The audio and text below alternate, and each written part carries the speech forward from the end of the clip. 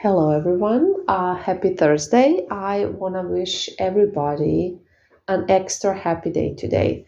So, the happiest Thursday ever. May it be magical for all of us, and may you receive some beautiful miracles today.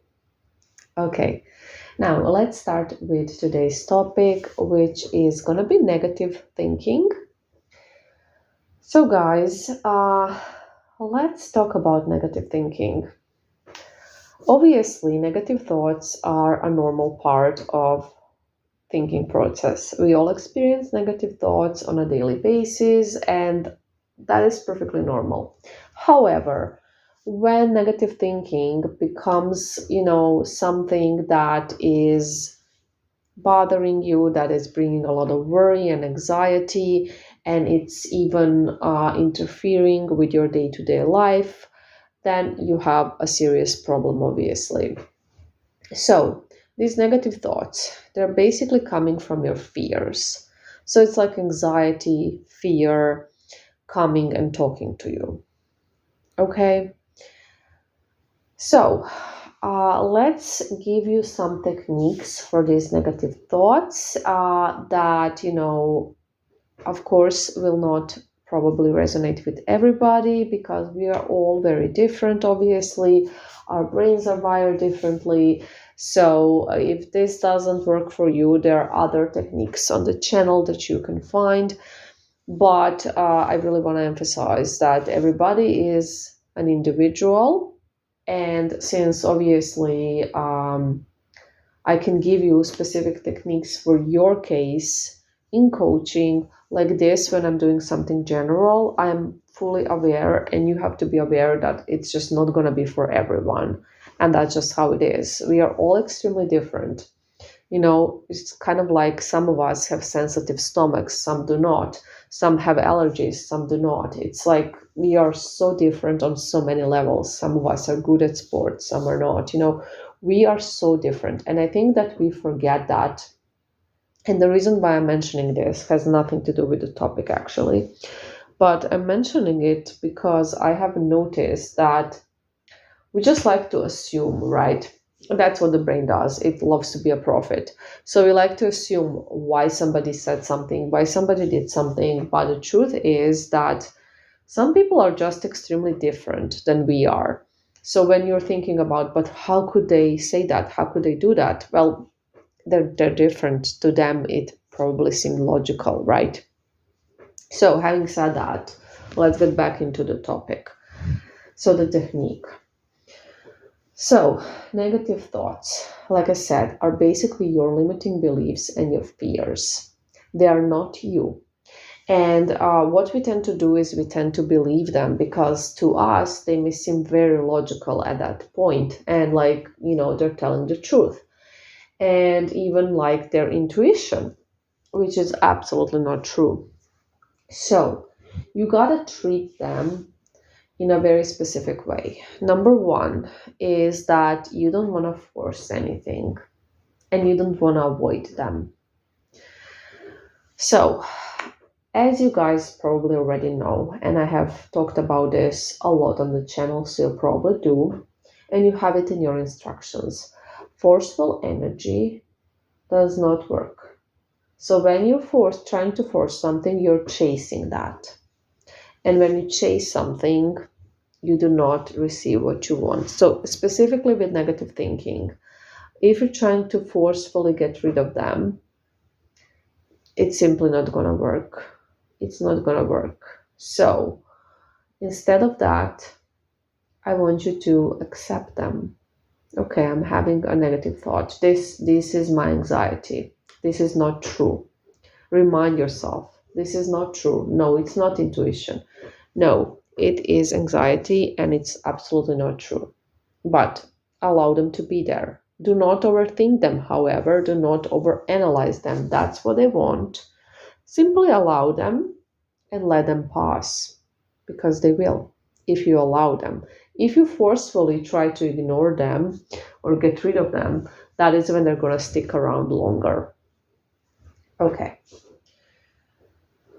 So, another thing that I absolutely want to emphasize is that you do not wanna, go into them. Like I said, you don't wanna analyze them, because when you do that, you're just getting deeper and deeper and deeper into it, and you want them to pass, right? So you don't want to overanalyze them, and you don't want to forcefully ignore them or forcefully get rid of them. Okay, those two are both wrong. So what you do is you receive it. And then you can even think about the worst case scenario. So the worst case scenario is your biggest fear, right?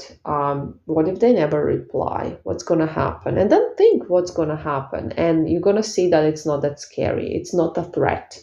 So the reason why you get so anxious about somebody not replying is because you see it as a threat to your life. You think you're going to die if they don't reply, right? But you will not. So go into that worst case scenario and explain to yourself, well, it's not that bad, right? It's not that bad. So that's the thing. People tend to avoid even thinking about the worst case scenarios sometimes, and some people will only think about the worst case scenarios, but they will make those worst case scenarios very unrealistic. That's the problem. So they're going to see it as, oh no, everything is ruined. I'm going to die. I'm never going to find love again. Like they just go into a lot of very negative thinking that is not real and that is not realistic. Again, their fears are messing with the worst case scenario. Worst case scenario in that case will absolutely not be that bad. So if you need to go there, but be realistic about it, okay? Okay. Now, what you can do to make them less powerful. This is a really good technique. And again, with techniques, the thing is that you have to do them. If you just listen to me and then you don't actually do it, or you think it's dumb and you don't even want to try it, obviously then it's not going to work.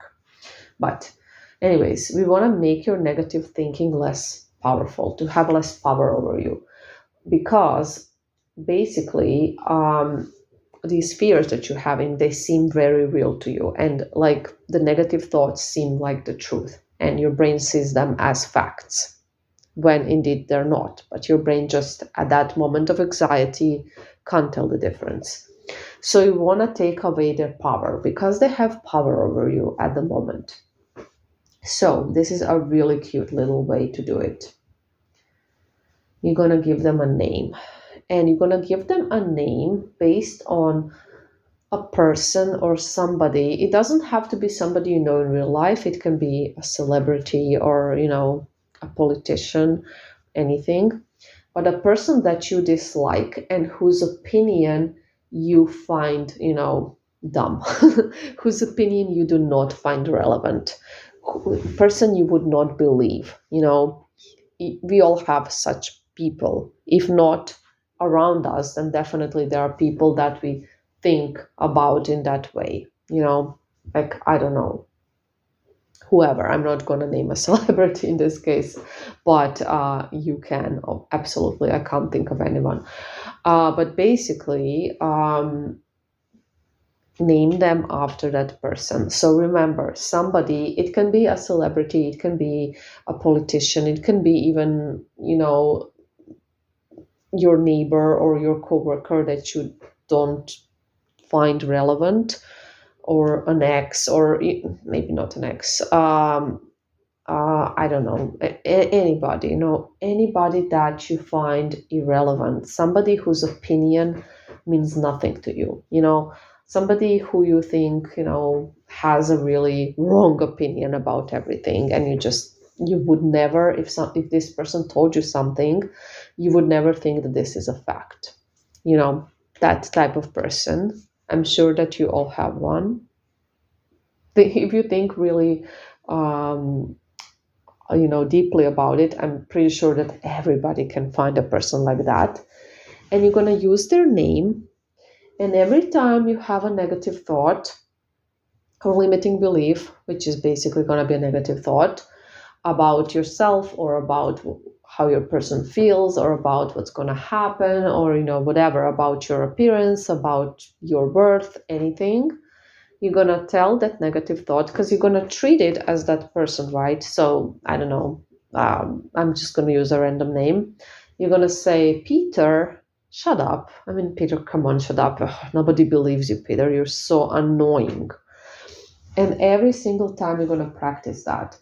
And that's kind of gonna wire your brain into seeing that this type of thoughts are not facts, are not true, and you are going to lose that anxious feeling over them, and they're going to lose its power over you. So that is the point of this exercise.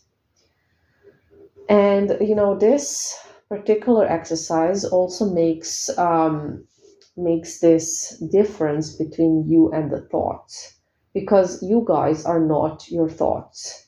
You're the person that hears them. So you think that you are those thoughts and this is like you, but no, you're just hearing them. So you need to make that distinction. Sorry, this I can't pronounce it, but you know what I mean, between you and the thoughts. So you will see they're not facts, they're not true, they are not, intuition, they are not something that's going to happen. None of it. There's something very annoying. You're going to see them as something very annoying. So you're going to be like telling yourself, oh no, Karen goes again with her stupid story. Oh no, again, Peter with his stupid opinion. It's annoying. She's annoying. He is annoying. You're going to treat them like that. And trust me, this does work. Again, everybody's different. Maybe not everybody will resonate with this, but if you try it out, I'm pretty sure you can make it work. Okay. So that is a little technique that I would definitely recommend trying out, making those thoughts irrelevant, making them lose power over you and your mind. So that is the point of the exercise, to make them as small as possible, as insignificant as possible. Anyways, I hope this helps. And again, let's have a wonderful day. Bye.